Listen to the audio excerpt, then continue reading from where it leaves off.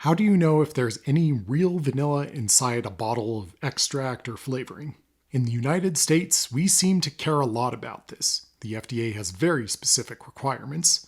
Many countries have similar rules, but in the US specifically, vanilla extract, vanilla bean, extractives of vanilla, or just the word vanilla in the ingredients all refer to real vanilla. In order to be called vanilla extract, alcohol must be present at 35% minimum. Extract is often called pure or natural, but those terms aren't specifically regulated, unless it's referring to natural flavor, which vanilla does qualify as. If the alcohol is less than 35%, it has to be called vanilla flavoring, and some flavorings are a combination of natural and imitation flavor. Imitation vanilla typically lists artificial flavors, sometimes calling out vanillin or ethyl vanillin, which offers extra concentrated flavor.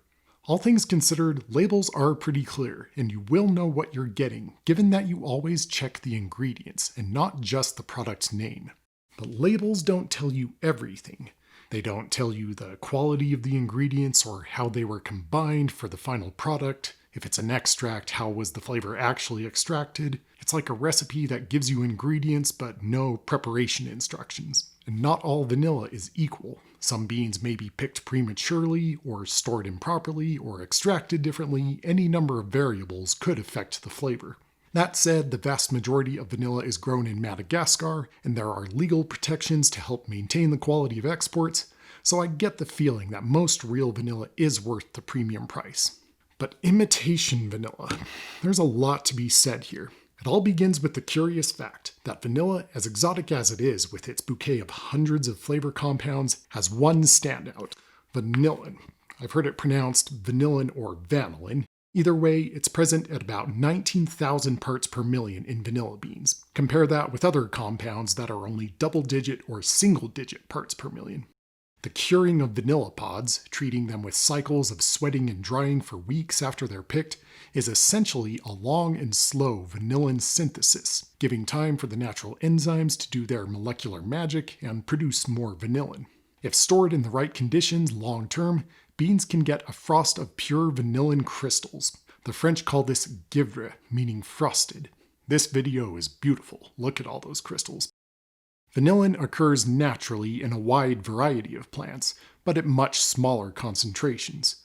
But when vanilla beans are as expensive as they are, it's cheaper to get vanillin from other sources. Pine cones were used in some of the earliest German-made flavorings in the late 1800s, and vanillin is found in hardwoods. It's even extracted from oak barrels during wine fermentation. In the 1900s, lignin byproducts of papermaking became the leading source for vanillin, but modern paper production is more efficient with less waste, so currently petroleum byproducts are the main source.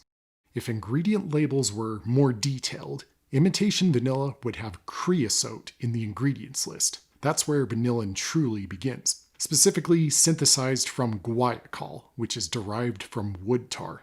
Guaiacol also occurs naturally in citrus and spices and smoked meats, but for better or worse, creosote is a concentrated and abundant source.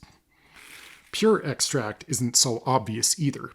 If labels listed the source of the alcohol, then this bottle would probably have corn in the ingredients. That's where most ethanol comes from these days, thanks to American subsidies. Like I say, the label only tells you so much about what's actually inside. Some people are working on ways to make vanillin by fermentation instead of synthesis, but so far those aren't viable at scale.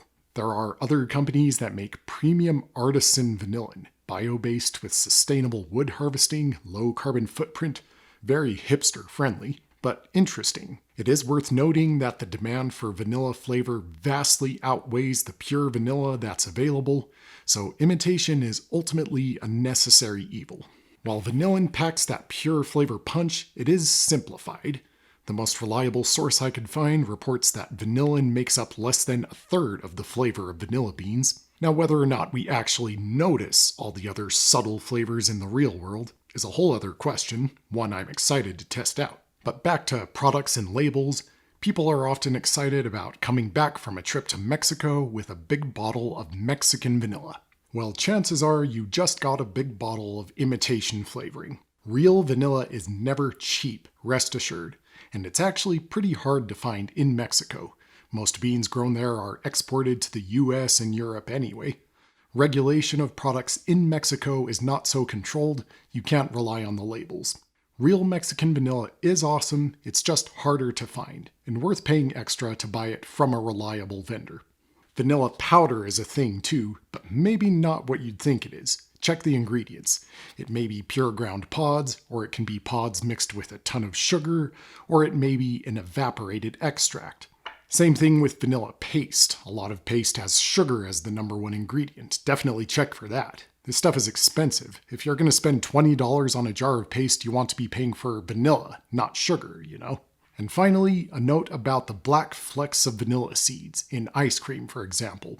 They look very nice, and that's the point. They just look nice. Most often, the flecks are seeds or even ground pieces of the pod that have already been used to make extract and not actually adding flavor. In the worst cases, the black flecks might be imitated with other ingredients. Like so many things, it is not what is outside, but what is inside that counts.